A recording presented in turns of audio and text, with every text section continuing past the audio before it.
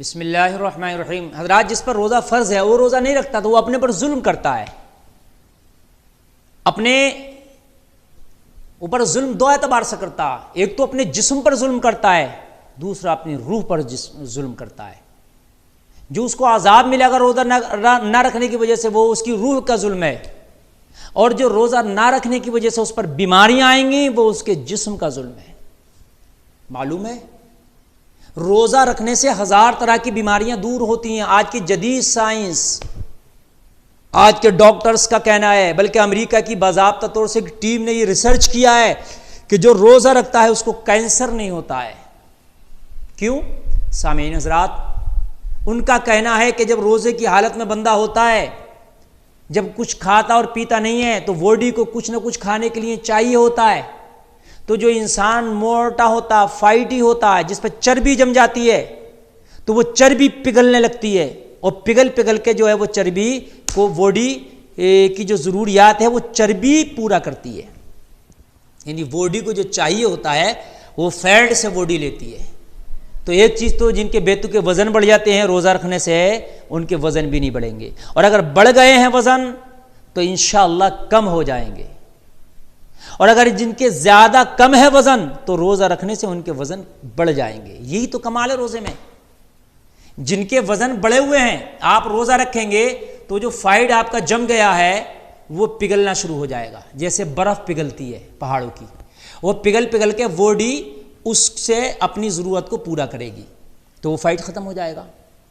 ایسے ہی سائنسدانوں کا کہنا ہے، ڈاکٹرز کا کہنا ہے کہ روزہ رکھنے سے کینسر کے چانسز کم ہو جاتے ہیں اور ختم بھی ہو جاتے ہیں بالکل۔ جب بھی انسان روزہ رکھتا ہے تو کینسر کیا ہے؟ باڈی کے اندر کوئی بھی ایسا حصہ ہے کہ وہ گلنے اور سڑنے لگتا ہے۔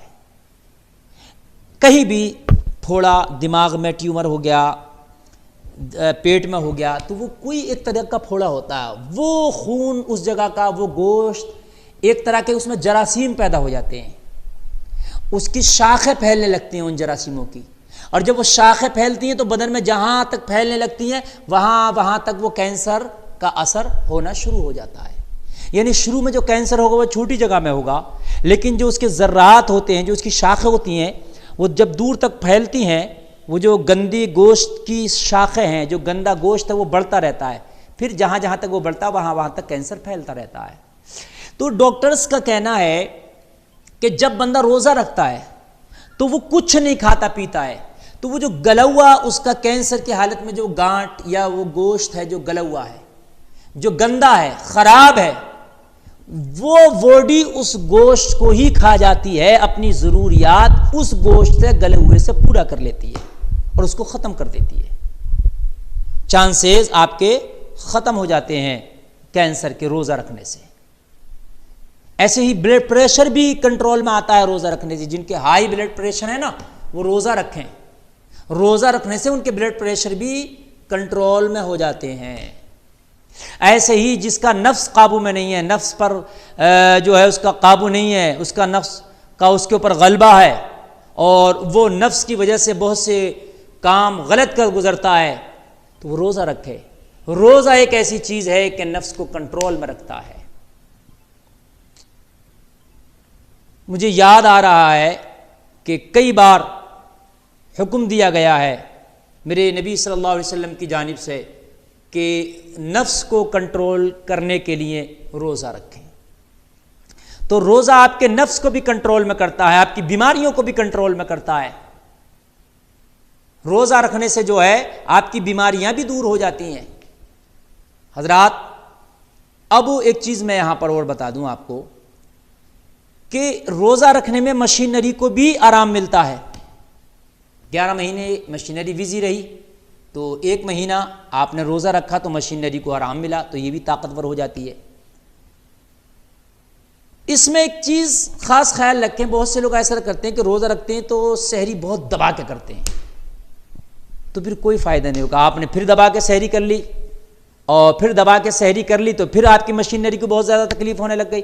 آپ دبا کے سحری اس لیے کرتے ہیں کہ بھائی ہم سحری زیادہ کریں گے تو روزہ نہیں لگے گا، یہ غلط فہمی ہے۔ آپ کتنا بھی دبا کے کھا لیں، 6 گھنٹے میں آپ کے پیٹ کا وہ ہضم ہو جانا ہے۔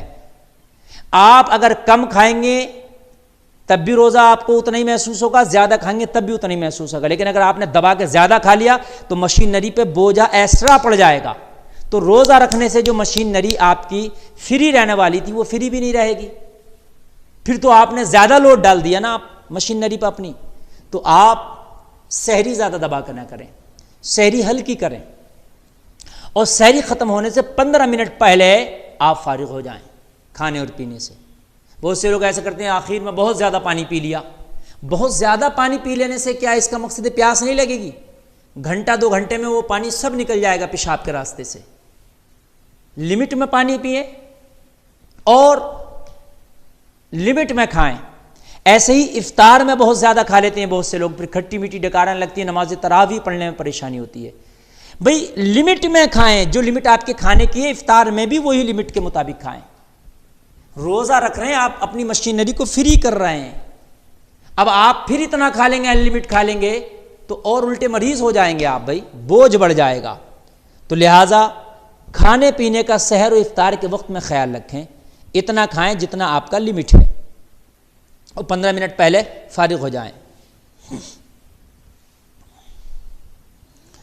حضرات ایک چیز بتا دوں، سحری میں کیا ایسی چیز کھائیں کہ جس کی وجہ سے روزہ کم لگے؟ تو کھجور کی جو غذا ہے وہ سب سے طاقتور اور بہتر ہے۔ سحری میں جتنا ہو سکے آپ کھجور کھائیں، آقا کی سنت بھی ہے صلی اللہ علیہ وسلم، اور سب سے طاقتور غذا بھی ہے جو آپ کو کمزوری کم محسوس ہونے دے گی، روزہ کم لگنے دے گی۔ آپ زیادہ سے زیادہ کیا کریں، آپ کھجور کھائیں، کھجور کا استعمال کریں، اور سحری میں یہ الٹی سیدھی چیزیں زیادہ نہ کھائیں، یا افطار میں جیسے فاسٹ فوڈ افطار میں تمام بنا ہوتا ہے، چاؤمین ہے، گول گپے ہیں، یہ سب چیزیں نقصان دیتی ہیں۔ بھوک ہوتی ہے اس وقت، دن بھر کا آدمی بھوک کا ستایا ہوتا ہے تو کھا تو لیتا ہے، لیکن اس کا جو تاثرات ہیں بہت غلط ہوتے ہیں باڈی کے اوپر۔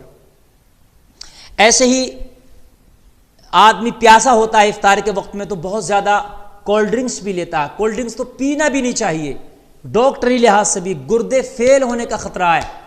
کولڈ ڈرنکس آپ کا گردہ پورے دن کا خالی بیٹھا ہوا ہے، ٹھیک ہے، اور وہ ابھی کوئی ورک نہیں کر رہا ہوتا ہے، اس لیے کہ آپ نے دن بھر پانی نہیں پیا ہوتا، اب ایک دم ہائی ڈوز آپ اس کو دے دیں گے، کولڈ ڈرنکس پی لیں گے، بہت تیز ہوتی ہے کولڈ ڈرنک، تو اس پر گردے کے اوپر بہت غلط اثر پڑتا ہے، تو گردہ کڈنی فیل ہونے کے بھی خطرات ہیں، خدشات ہیں۔ آپ کولڈ ڈرنکس وغیرہ نہ پئیں، مشروبات بھی بہت زیادہ ٹھنڈے نہ پئیں، وہ ٹھنڈی شکنجی پینے لگ جاتے ہیں، سمجھے آپ، بہت زیادہ ٹھنڈی مشروبات پینے لگ جاتے ہیں۔ ان چیز کا خاص خیال رکھیں افطاری میں، سحری میں بھی اس چیز کا خاص خیال کر رکھیں کہ زیادہ ٹھنڈے مشروبات نہ پئیں، نہ ہی افطار میں پئیں۔ یہ چاؤمین، گول گپے، اٹری مٹری اور یہ چپس وغیرہ اور آپ کے کچری وغیرہ تلتے ہیں، ان چیزوں سے گریز کریں، اس لیے کہ یہ چیزیں جو ہے بہت نقصان دیتی ہیں۔ روزے میں مزہ تو لگتی ہے، ہم کھا لیتے ہیں، لیکن ان کا نقصان بہت زیادہ ہے، سمجھ رہے ہیں آپ۔ کسی قدر آپ نے، اچھا شکنجی بھی پی رہے ہیں تو وہ بھی لمٹ میں پئیں، کبھی کبھی زیادہ پی لیتے ہیں نا تو بھاری ہو جاتا ہے، ایسا لگتا ہے الٹی سی لگنے لگی، ایسا لگتا ہے اب الٹی ہو جائیں گی، تو وجہ کیا ہوتی ہے، پورے دن سے آپ کا پیٹ خالی ہوتا ہے، پورے دن سے آپ کا معدہ خالی ہوتا ہے، اور آپ نے گاڑی شکنجی ہوتی ہے بہت زیادہ بھرلی ہوتی ہے معدے میں، تو پھر کیا ہوتا ہے وہ معدہ اس کو اتنا قبول نہیں کر پاتا ہے، تو پھر بھاری لگنے لگتا ہے، نماز تراویح ادا کرنے میں پریشانی ہوتی ہے۔ تو لہذا سامعین، سحر اور افطار اتنا کھائیں جتنا عام دنوں میں کھاتے ہیں، اور سحری 15 منٹ پہلے ختم کر دیں، اور بہت زیادہ نہ سحری میں کھا لیں پی لیں کہ روزہ کم لگے گا، اس سے اور نقصانات ہوں گے۔ جو لمٹ ہے آپ کے کھانے کی وہی کھائیں۔ واللہ تعالی اعلم بالصواب۔